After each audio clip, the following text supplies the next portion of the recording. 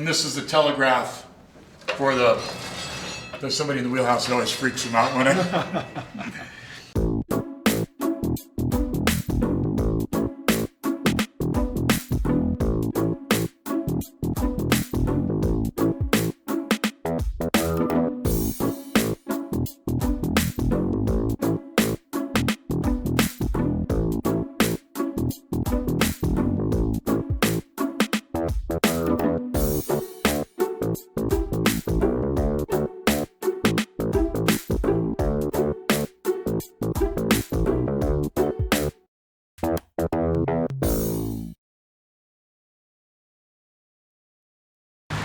Good morning, everybody. It's a beautiful summer day here in downtown Seattle, and we have a bit of overcast, and it's a cool day, which is really refreshing.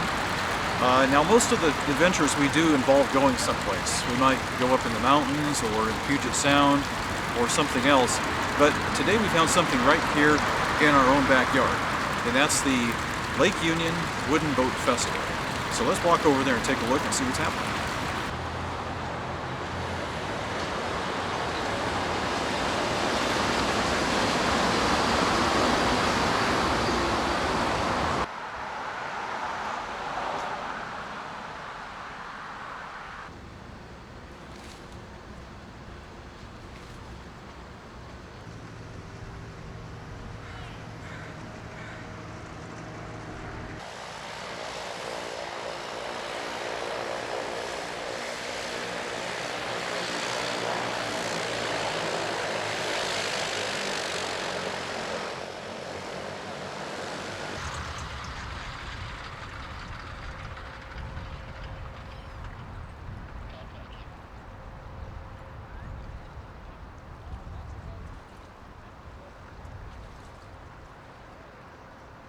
We just watched Kenmore Air land a couple of float planes. That was pretty cool. But that's not why we're here. We're here to see the wooden boats.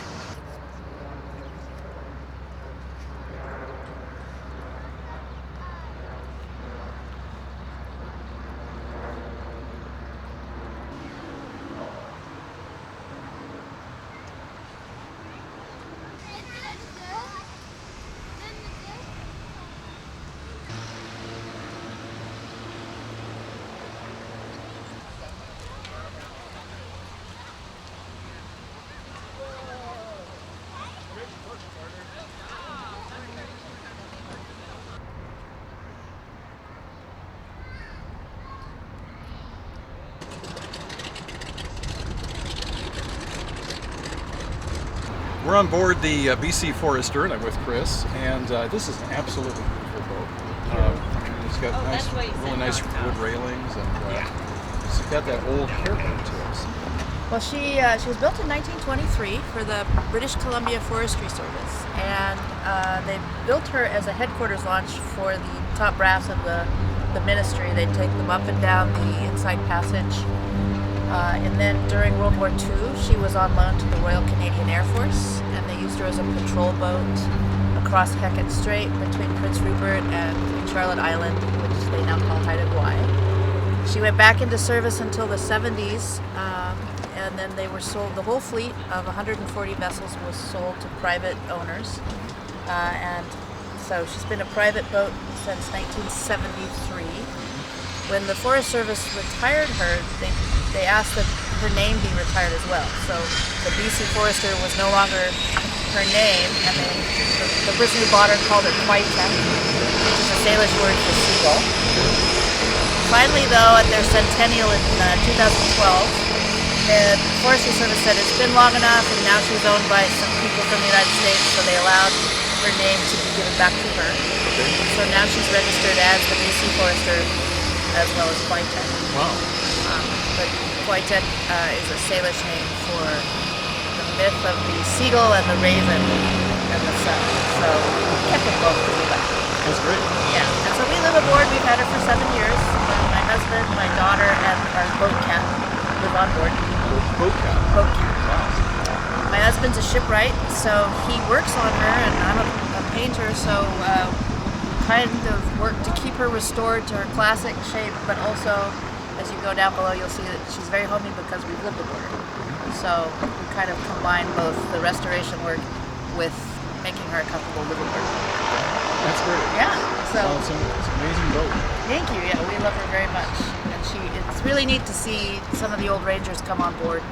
A lot of them are getting up there in years, but they'll come down and tell us stories about the times they've had on her. That's great. Yeah. Love to see that. Yeah. Okay, well, great. Well, thank you for talking to us. Absolutely. And if you want to take a tour down below, my husband and daughter are down there telling stories, showing about it. All right. Let's go hear some more stories.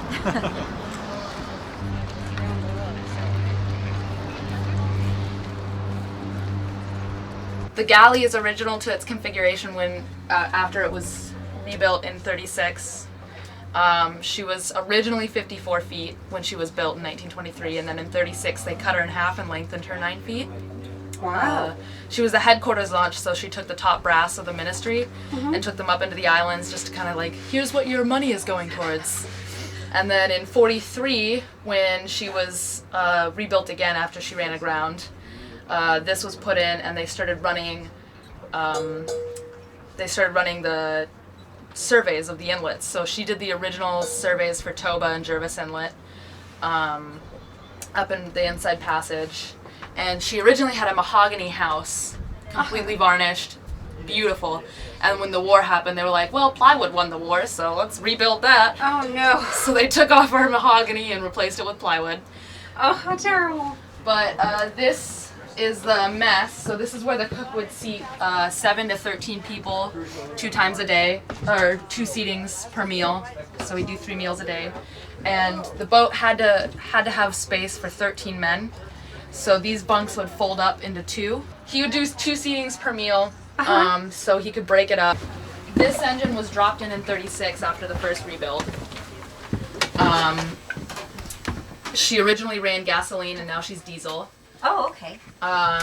This is a 6-cylinder Granny Gardner diesel, and when it's on, you can have a conversation about this level. Really? Yeah, she runs Nice. beautifully, and she only burns 2 gallons an hour at cruising speed, so she's super efficient. Oh, wonderful. It's a really nice boat to just go cruise the islands, and the greatest thing about it is if you want to say trawl for salmon, you can pop some of the cylinders down and run on 2. Oh. So you don't have to fire on all cylinders at all times. Right. And she runs so smoothly. It's just a really fun engine to turn on and just work with. And we've never had a problem with it since we bought her. Really? Ever. The only issue we're facing is thin oil, which is an easy fix. Right. So Okay. my dad loves it, and he could go on for hours about the engine. I bet. Yeah. Yeah, it was a big difference from my house, or right here, which was 4,200 square feet. When we switched to this, it was just like a little bit of a shock. But this used to have 2 bunks for the Rangers, and that's spacious compared to 4 bunks up there. This is the pot boiler that's original to the boat. So that's once we get that up and running, my dad completely cleaned it out, sandblasted the whole thing, took it apart. Wow. We'll get it running, and it'll run on radiators and heat our water. Oh, nice. Yeah. And my dad, when we got the boat, Can you actually lay out in the bed? I'm you about have to- 2 inches too long for it. I'm like, that's like Just curl a up. little bit too long. But my dad completely rebuilt it. So when we got the boat, it was actually a lot smaller, and there wasn't as much storage. He raised the bunk about 3-4 inches. And put in that bookshelf, that desk, because this folds down into a desk. Oh, like that. nice. And he built that. Put all of the storage in here, and I actually sleep on our water tanks. Oh. Yeah. So I can hear when we fuel up or water up or are running out of water. Yeah. And my dad rebuilt the floor, and he put this in for the pot boiler to sit on. Nice. And then if you come forward, basically everything forward of the engine room is completely rebuilt by him. This used to have 4 bunks for 4 Rangers, which there's a picture of the original configuration right behind you. And the head was much smaller. The shower was rebuilt by him. People always look at it and they're like, wow, this is so small, but it's pretty big for us. We think it's pretty spacious. Oh, my lands. Yeah. Yeah, you're right. I'm thinking it's so tiny. Yeah. How do you... I guess you just adjust to You it. do, yeah, you do. But it's a different life. It being takes out a on bit the water. of time, but Uh-huh. my mom and I crewed on the schooner Zodiac up in Bellingham, which is a 160-foot tall ship. Okay. And we'd all crewed on it for a very long time, but then my mom and I started living on it when we decided we were going to live on a boat and buy a boat and sell our house. Right. And my dad spent 2 years working to sell our house. He lived in it away from us, just working to get rid of that house. Oh, how awful. Yeah. And we found this boat right as we decided to sell the house. And we just knew we had to have this boat. It was the boat for us. We'd go through and we'd tour these boats, and my parents would just look at each other and say, "This is a divorce boat." But they found this one, and they were like, "This is perfect." So we decided to get it. We talked the owner into holding it for us if anyone ever tried to make an offer on it. And for 2 years we waited, and we finally sold our house, and we got to move off the Zodiac and onto this. Wow. And my dad rebuilt it all, got it all in living condition. It was a lot different when we first got it, but Really? still had that kind of same charm. Uh-huh. So we just love her. It And does have a lot of style and charm. yeah, It is yeah. amazing. It's beautiful. He's done really, really good work to keep it very classic. Yes.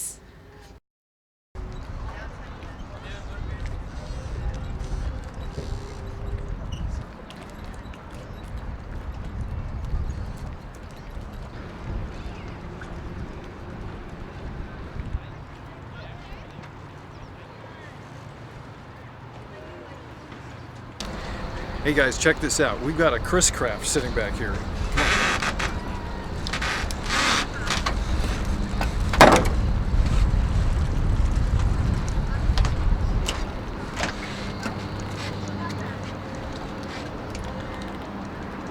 That is a genuine Chris craft.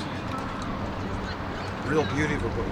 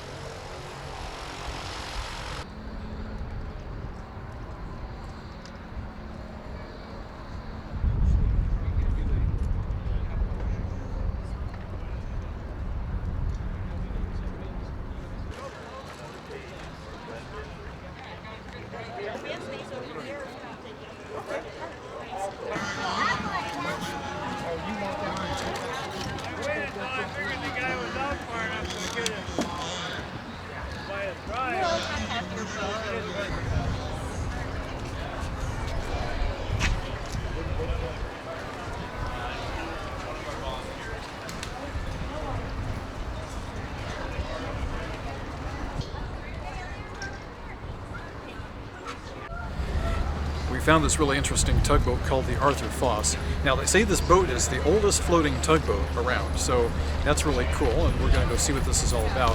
One more thing, they say that this is the star of a famous movie.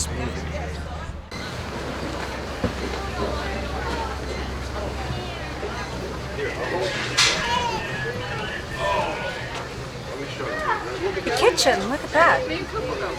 That'd be hard to cook in, I think.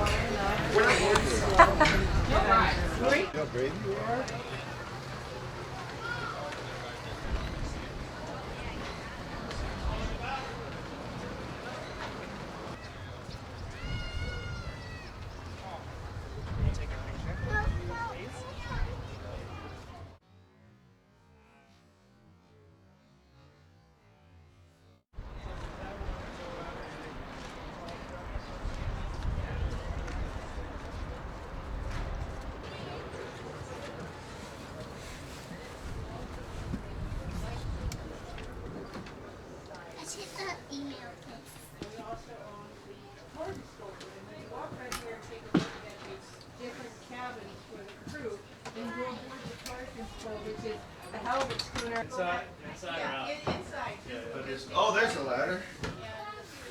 I'll bring you. Come on.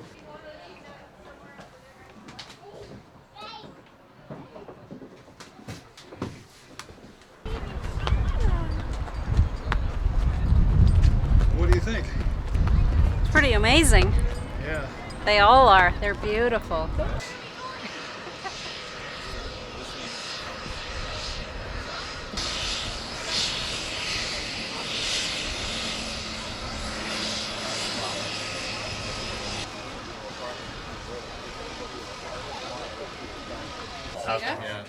But yeah, all your old compass binnacles, you'll see these. And they're not always painted, you know, port and starboard, but yeah, sometimes they are. So that's one of those interesting things. He made it sound like he just needed help lifting something. So we're here in the wheelhouse of the old Arthur Foss. We believe this is the oldest wooden tugboat afloat in the world, and it's definitely the oldest boat of any kind afloat in the Pacific Northwest.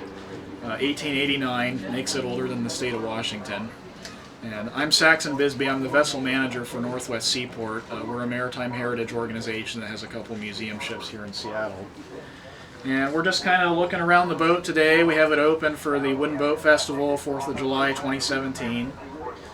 And some basic history here. There's almost 130 years of history here.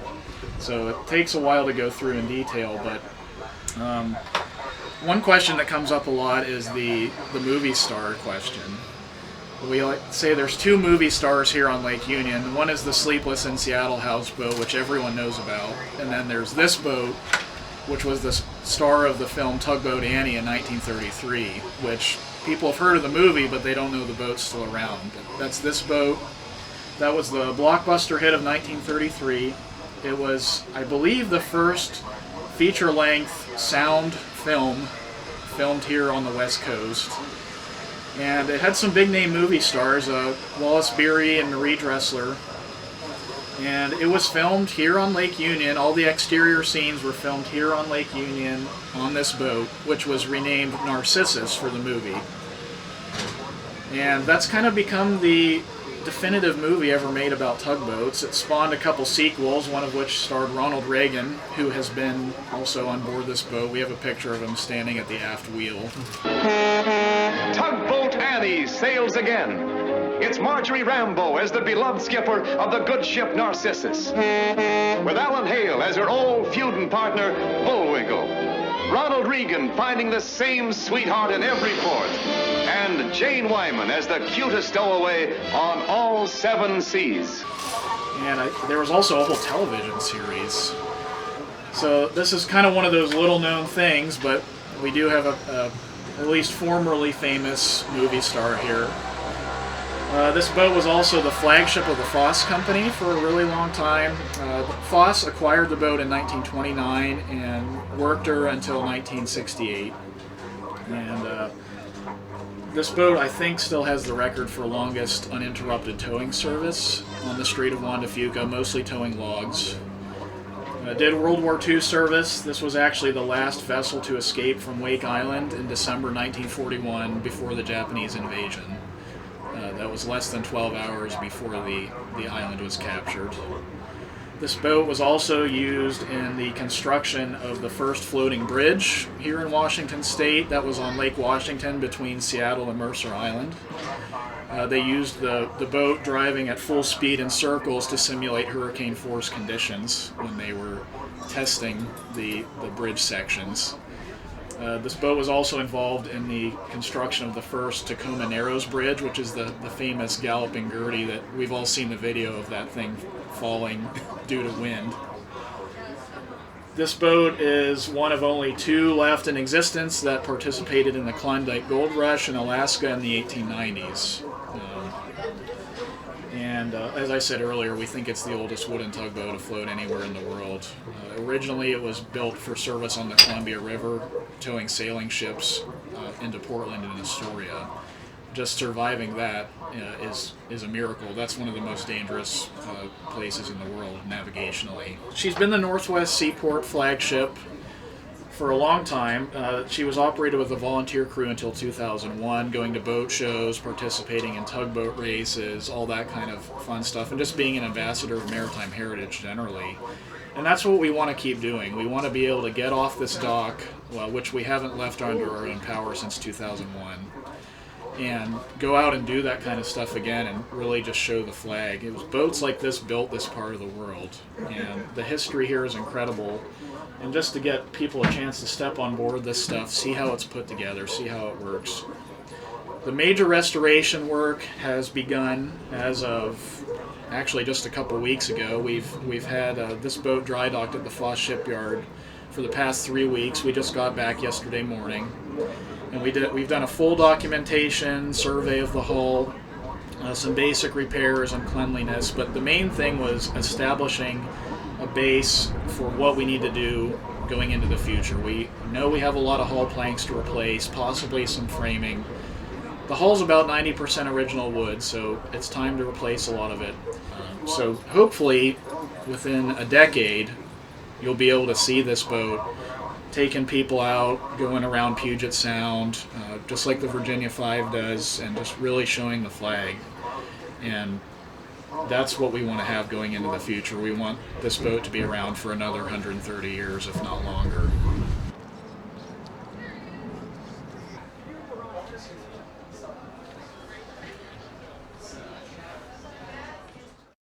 This is the old Duwamish fireboat right here.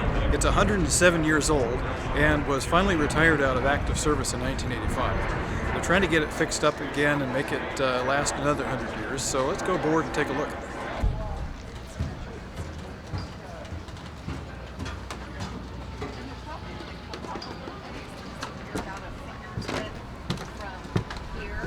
So we're on board the fireboat Duwamish, and I found a whole bunch of new friends here at the table, so we're going to sit around and talk about fireboats.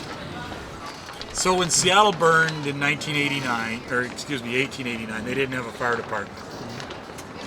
So they kind of freaked out, and they had a volunteer fire department. So they came up with a paid fire department, and they decided they needed a fireboat. So they built the Snoqualmie, which is Seattle's first fireboat. And then if you look at the pictures, we got a picture of it over there. Then the Snoqualmie was a wooden boat, and they didn't figure that a wooden boat was the best boat for fighting fires on the water. They hired McAllister to build the Duwamish, to design and build the Duwamish. So he designed the most powerful fireboat in the world. And this is the second oldest fireboat in the United States. From the time this boat was built in 1909 until 2003, this is the most powerful fireboat in the world. 2003, Los Angeles built their fireboat, which is more powerful. From 1909 until 1949, this was a steamboat. In 1949, the boat was in such bad shape, they reconverted it to diesel. We need help, we need money, we need to move forward. One of the things we want to do is we want to dry dock the boat, and we're looking at about $50,000 to dry dock and paint the boat. That's just to preserve the boat in going forward, and then to mechanically redo the boat. We're talking a lot more money, but there's a lot of stuff that needs to be done to move the boat forward. Our goal is to try to establish a group of people that will move the boat into the 21st century and keep it going for another 100 and some odd years. Basically two tours. There's basically the engine room, and then there's the top side. Okay. And the top side's, the firefighting and the ability to firefight, and the engine room is what makes the top side work, basically. So we've got 2 ship services, and these are 671s. And these are, everything's diesel electric down here. So these are, we call them gen sets. So this is, the ship service is the hotel gen set. So this supplies, normally on a normal ship, all the pumps, everything would be run off of the ship service. Okay. Okay, there's 2 of these. And I pulled we got this, we're slowly cleaning up to let people down here. So this is main engine number 1. And these are Cooper Bessemers. This is all World War II surplus. Okay. So the boat was built in 1909 as a steamboat. In 1949, all the steam stuff was taken out and the diesel electric stuff was put in. This was all brand new World War II surplus. The people who were running the boat flashed over a drive motor, so that's where I get oil. So these are the reduction gears, And these are special reduction gears. They won an E award, and they're direct reversible. So we can be going full speed ahead and stop the boat and go full speed at stern. Wow. And these are designed to do that. They're special. And like I said, they won an E award in World War II. In World War II, they gave excellent awards, and these won an excellent award. So this is the other drive motor right here. And the drive motors are hooked to the reduction gears, and reduction gears are hooked to the propellers. And that's the other ship service right there. And then we put a board to tell about the main engine.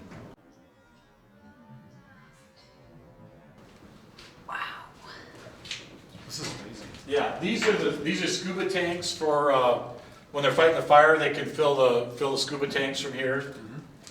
This is the switchboard for the pumps. And like I said, number one is pumps only. So this is the switchboard for the pumps, and this is all the switching gear. So this is one of the pumps right here, and this is the pump motor. And the other pump is right there, and that's the pump motor. Now the pump motors and the drive motors are the same motor. They're the same type of motor. So they're the same type of motor. So this is going to be the switchboard for the pumps. This is a switchboard for generator number 2, and then generator number 3 is down there. Generator number 2, number 1 is pumps only. Generator 2 is pumps or propulsion. This is the switchboard this is for the pumps. And this is what increases and decreases the pressure. And this is the telegraph for there's somebody in the wheelhouse that always freaks him out when Okay. That's great. So now this is the switchboard for the propulsion plant. Now when we're going to fight a fire, now I preface this, I'm a marine engineer by trade. I'm not a firefighter. I never worked the boat. So the way I got this figured out is when we're going to the fire, we're going to go to the fire on 2 and 3. Then we take 2 off the line. When we get to the fire, we take 2 off the line and put it on pumps. So then we maneuver with 3. So this is the throttle right here, and this is makes the boat go forward and backwards and stop and fast and slow. So this switch right here, we can do twin screw, or we can do single screw port or single screw starboard. So when we get to the fire, depending on what we want, how we want to configure the propulsion system, we'll do single screw port or single screw starboard. And with a twin screw boat, it's going to cause the boat to turn one way or the other. We also have, run off the pumps, we have valves on each corner of the boat. They're jets, and they're operated in the wheelhouse, and they're jets, so they're like a stern thruster and a bow thruster. So we can actually use the pump motors to move the boat around, to twist the boat, like you're saying as well. Okay. This is the switchboard for the ship service. So this is the hotel load. So like I said, this boat was built in 1909. So everything that's riveted is original from 1909. So when the boat was rebuilt in 1949, like I said, all the steam stuff came out, and this stuff was in. It rains in here, so that's why we try to keep stuff covered up because when the weather changes, it just rains in here.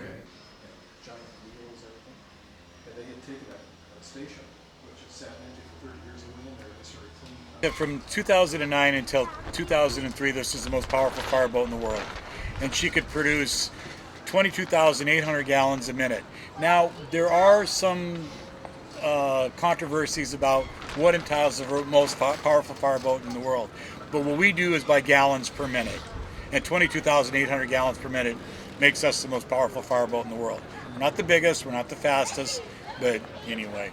So the monitors, I'm not sure we're pretty sure they're original, but the forward monitor is a 6-inch barrel, and it's anywhere from 7,000 to 11,000 gallons a minute. The forward monitor will cut wooden boxcars in half. It'll break telephone poles like they were matchsticks. It'll cut just about any boat in half. It'll propel the boat. You can actually use it to propel the boat backwards. That'll fill an Olympic-sized swimming pool in 68 seconds. She'll shoot water the length of a football field. It'll shoot 1.5 tons of water a second. The aft monitor is a 5-inch barrel, and that's 4,000 to 7,000 gallons a minute. And then the side monitors, there's 6 of those, are 2,000 gallons a minute. That's the ultimate super soaker. Yeah. There's a siren, and a siren is not to let people know that the boat's on the way to the fire. The siren is to let the firefighters that are fighting the fire ashore, it's to let them get out of the way because they're going to light the monitors off. This boat is a significant part of Seattle history, and it's in danger of being lost forever. The Duwamish needs to go into dry dock for hull repairs to assure its seaworthiness. A dedicated group of people is working to restore this ship, and they are looking for volunteers and donations. If you're interested in helping, you can reach them at the address on your screen.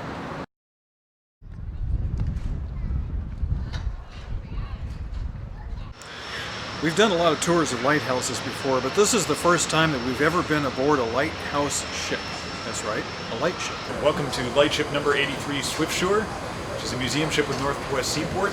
It was built in 1904 as a floating lighthouse for marking hazards at sea or safe harbor channels, and worked in all 5 of the West Coast light stations before retiring in 1960 up here after the Swiftshore station. So Swiftshore is the station painted on its side today, and it's undergoing major restoration at the moment.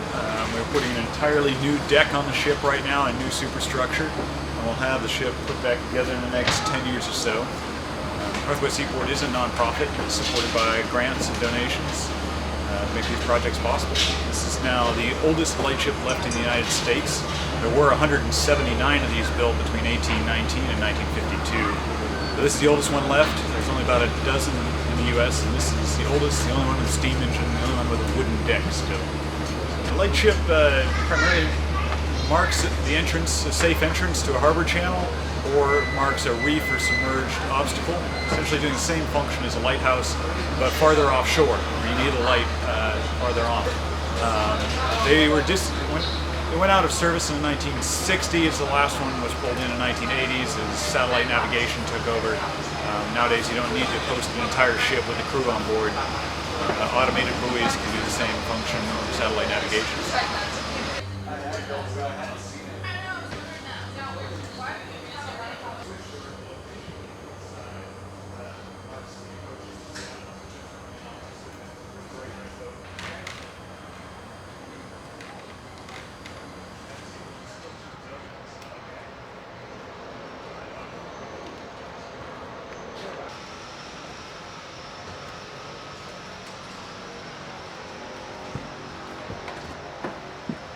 Ew. Okay, that's gross. But it's Dirty small. potty. That's the old head. This is a steam engine that we're looking at right now.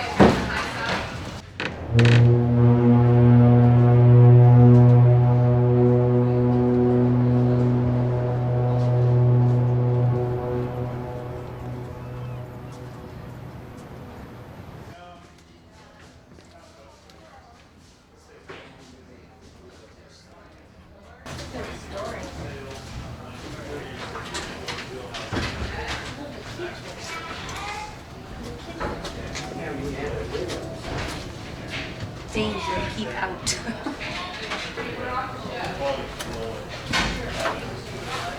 Hey, the kitchen. Normally my favorite place. I don't think I'd like to cook on a ship. I think it's a bit too cramped and wobbly.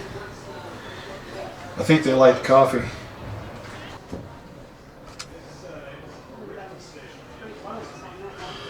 Three sinks. This is where the crew slept back in the old days.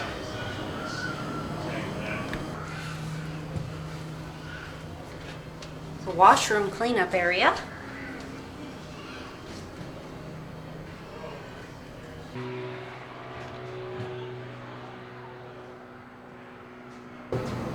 Hey, look at this, a freezer. I didn't know they had freezers on ships.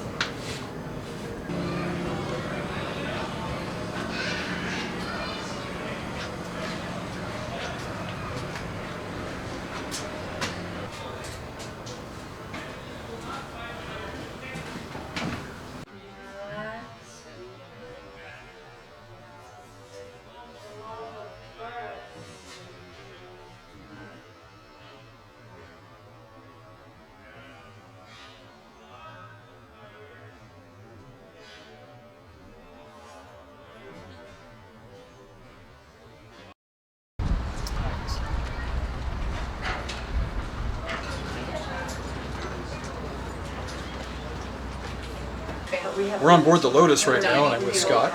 And could you tell us a little bit about the boat and what you're doing here? Sure. Lotus was built here in Seattle in 1909. She was designed for a wealthy businessman and attorney named Maurice McMicken. McMicken owned the Post-Intelligencer newspaper and some of the local streetcar system. And among other things, he owned part of a gold mine up in southeast Alaska. After a vacation on a Florida cruising houseboat one year, he had a bright idea when he came home. If I had my own cruising houseboat, I could sail up to my gold mine and back. So Lotus was built. She was a modern marvel for 1909.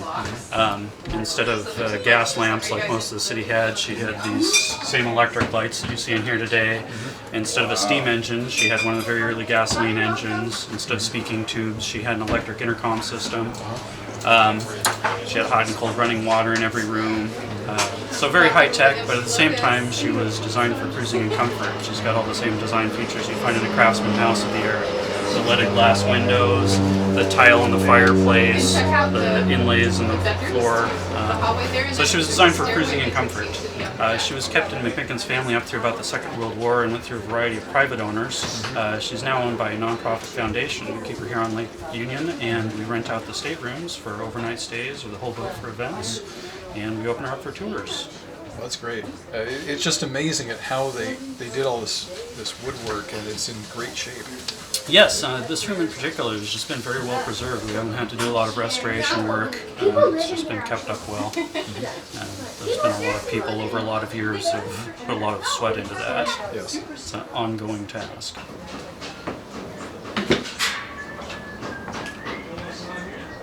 It's kind of mesmerizing.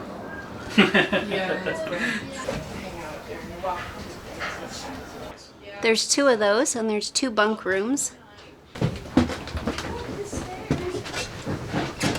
This was the master stateroom. It was McMicken's own room, so much larger and more comfortable. Little desk to write at, lounge to lounge on, and a separate head with a clawfoot tub.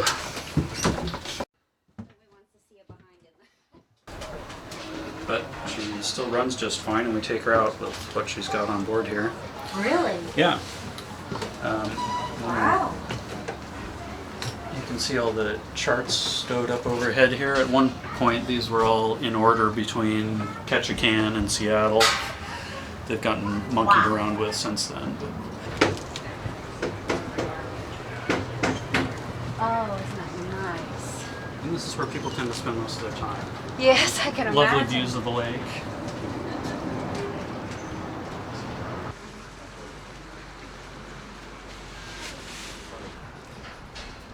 So if somebody wanted to come and visit or spend the night or anything, is there a website that they could go to? Yeah, mvlotus.org is our website, and it'll have all the information about rates and availability.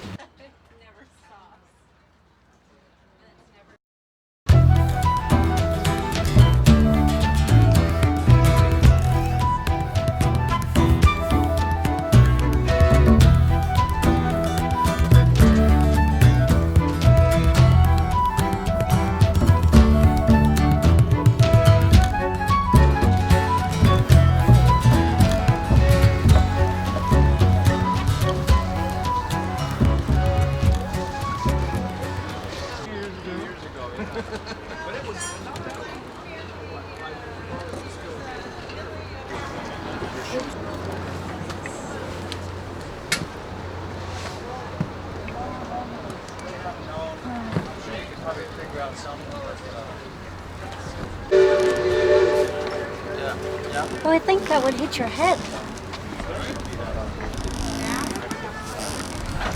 How do you sail it without hitting your head?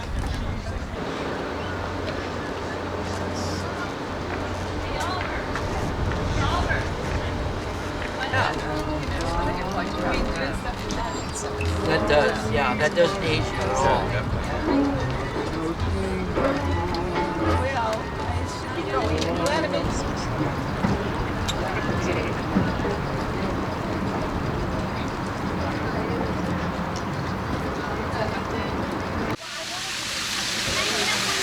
Yeah, that's fun.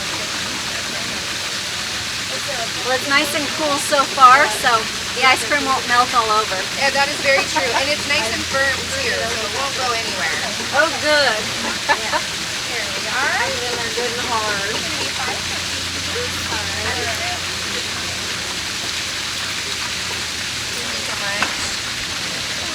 There we go. Enjoy your day. You too, thank you. What do we have there? Mint chip.